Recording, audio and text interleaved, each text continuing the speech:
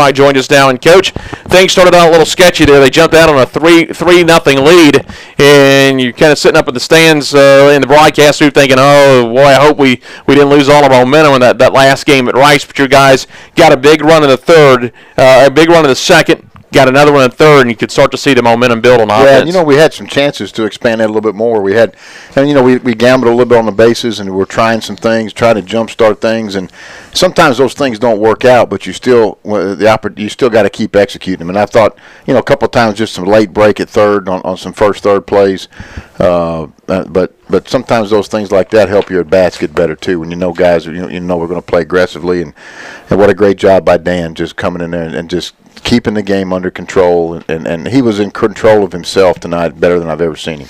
You ever seen a game, I believe 7 of your outs were made on the bases due to aggressive base running.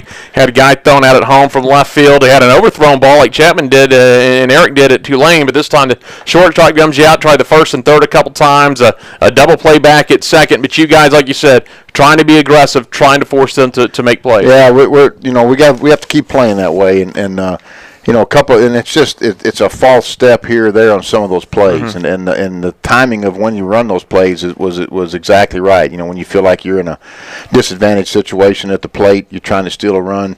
With 2 outs, you're going to be more aggressive, and because you don't want to rely on 2-out hits. We've been a 2-out offensive team, and it's just hard to live like that. So, but the way Dan was pitching, we were trying to do anything we could to just expand that lead a little bit. Coach, talk about Dan Langfield. Great game. 141 pitches. Now, you're on the short week. Did it run through your mind? And of course, we need him in the last inning because they made a little run there. They had the tying run at the plate. What was your thought process coming to the conference tournament? I guess the balance is we need to stay somewhat fresh, but we also need seeding. And he was under control of things so well. And then you make a decision that we just bump him back to Friday next week if we have to, because it's a 3-game war anyway. Yeah.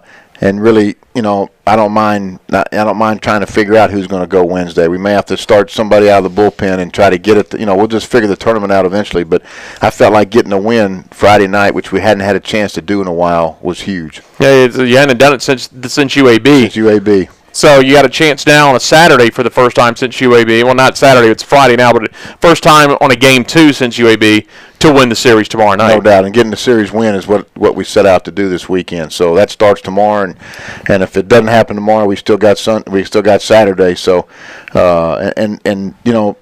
short outing last week, under 70-something pitches last week, so I knew he still had gas in the tank. How happy you for a guy for Ford like Ford Wilson, because he's a role player, and he may be a role player in his career, but he's got a chance here to get some starts and maybe show you that maybe I'm going to be a little bit more than a role player. We don't know what's going to transpire the next 2 or 3 years of Ford's career, but it's got to be great to see a guy get an opportunity and come through big and tuck that home run inside the foul pole. Yeah, he curled that thing and hit the steps of the deck. So, he's a guy that works very hard. He's got energy, the great defender. He plays with passion, all those things. You don't really go into the year expecting to have the freshman play on this year's club because of the veteran team that we had, but the injuries have forced that, and those guys are, late in the year, they're no longer freshmen now. That did hit the steps of the deck, so he becomes the answer to a trivia question for the rest of his life. He's the first player, home or away, to hit the Tiger Terrace. The bulk of that sits in left field, the deck in left field with the steps tucked just inside the foul pole. So he's always going to be the answer to a trivia question. There's about 6 feet of steps there that a ball could hit that are in fair territory. And I talk about that in home plate in my umpires meetings. I said, that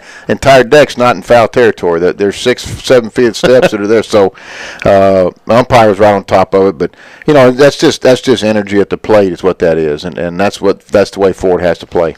Coach, tomorrow, trying to get the series win. A win tomorrow would guarantee a winning season.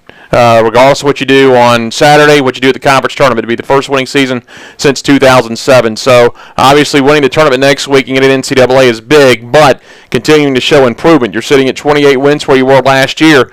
A win tomorrow shows improvement for a 4th consecutive season and get you a winning year for the first time in 4 seasons. Yeah, that's huge, and you're playing too to try to finish 3rd again, and that if we can go in that tournament as a 3 seed, which if we take care of business this weekend and get a little help, we can. Yeah.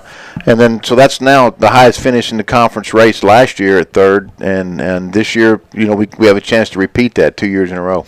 Coach, finally, Ryan Holland starts tomorrow, and I'm sure you'll talk in the pregame about get out, get early. It's trying to get some runs. He's pitched well, but he has been that pitcher, and there's one on every team. That just the tough luck, no decision guy. He's got 19 career starts at the conference. 12 of those have ended up no decisions. Looking for his first Conference USA win tomorrow and his last regular season start. I know you guys would love to sim out with a W in front of his name on the win column. Yeah, he'll battle hard, and that's what he's done his whole career. You know, he got thrown in there as a true freshman and pitched a lot on the weekends, and kind of stayed in the rotation ever since. And been kind of a hard luck guy. We haven't scored for him sometimes. Sometimes, you know, he gets chased early, and but all in all, front to back of the season this year, Ryan's been pretty consistent. Got a chance to play some pro ball too. I know some scouts have talked to him. Yeah, he's got a chance to keep playing, and he'll put the team on his back tomorrow, and he'll give us everything he's got in the tank. All right, well, Coach, we will talk to you tomorrow. Again, congratulations. We'll go try to get that series tomorrow. Thanks, Jeff.